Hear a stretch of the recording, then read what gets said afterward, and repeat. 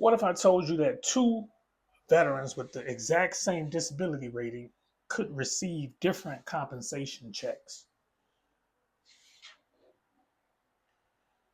Not because their disabilities are different, not because their military service was different, but because one veteran earns more money than the other.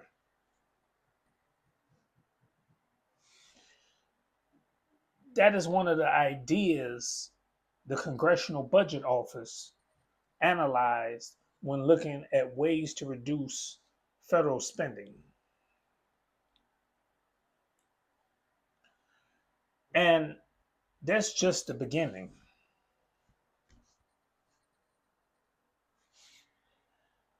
Another option would reduce compensation at age 67. And another could eliminate monthly compensation for some veterans rated below 30%. Let's break down all three.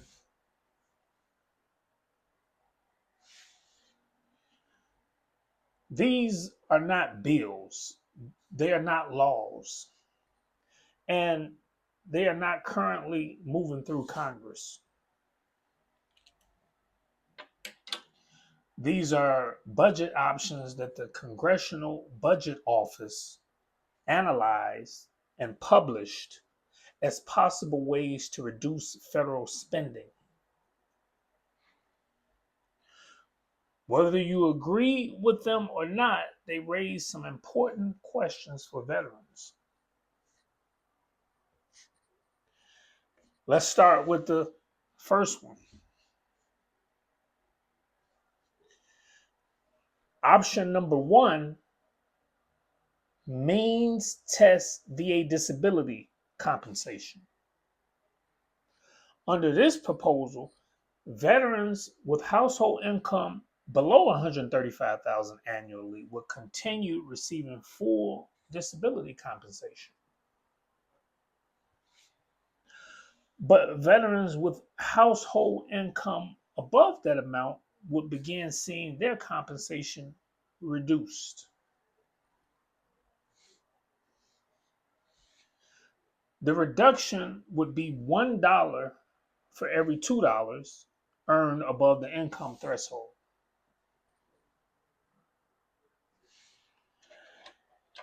Now, let's stop right there. For decades, VA disability compensation has generally been tied to service connected disabilities. You have a disability that was caused or aggravated by military service. The VA assigns a rating, and compensation is based on that rating. This proposal asks a completely different question. Should income matter? Let's say veteran A and veteran B both have identical disabilities, same rating, same symptoms, same limitations. Should they receive different compensation because one earns more money? Some people would say yes. Others would say absolutely not. If compensation was earned through military service, should a veteran's income affect it? That's a question worth discussing. Because if something like this ever happened, it could fundamentally change how VA disability compensation is viewed.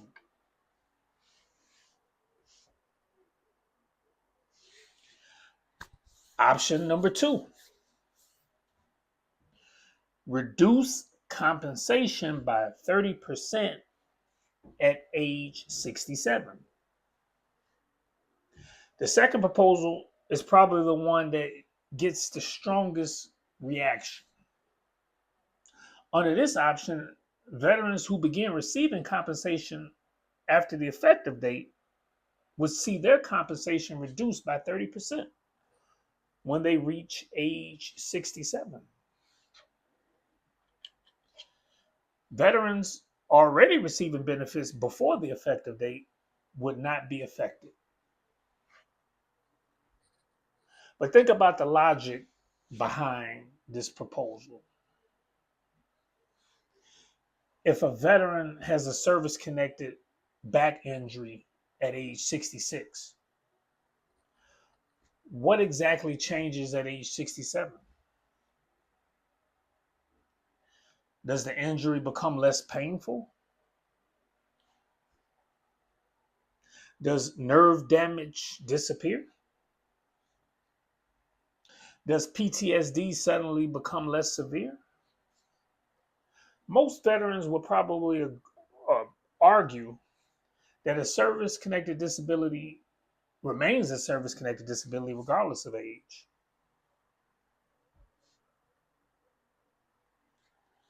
Another issue is fairness. Imagine two veterans with identical conditions.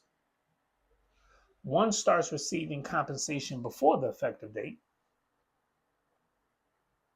The other starts receiving compensation afterward. Should one receive significantly less compensation simply because they entered the system later? That's another question lawmakers would have to answer if an idea like this ever became legislation. Option number 3, require a minimum 30% rating for compensation. The third proposal would require veterans to have at least a 30% disability rating before becoming eligible for monthly compensation. One version would apply to current recipients. Another version would apply to future applicants, recipients. Now think about that. The VA already recognizes 10% and 20% ratings as service-connected disabilities. So the question becomes, is a 10% disability still a disability? Is a 20% disability still a disability?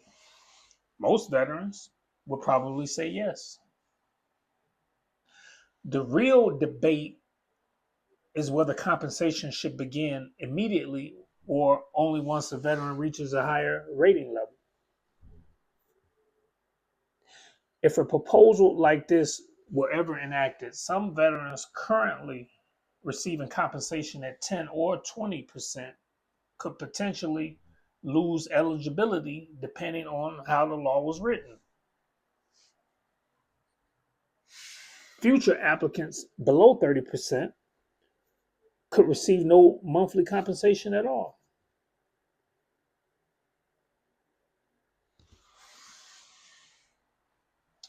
Now, here's the most important thing to remember.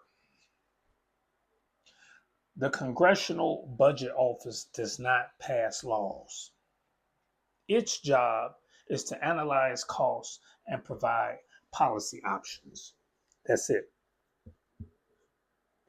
As of today, none of these proposals have become law. No cuts have been enacted from these options. And any future change to VA disability compensation would still require Congress to pass legislation and the president to sign it. But these proposals do raise important questions. Should VA disability compensation be based solely on service connected disabilities? Should age matter? Should income matter? And should compensation start only at a certain rating level? I'd like to hear what you think. Which of these three proposals concern you the most? Drop your thoughts in the comments. I'll see you in the next one. Veterans helping veterans.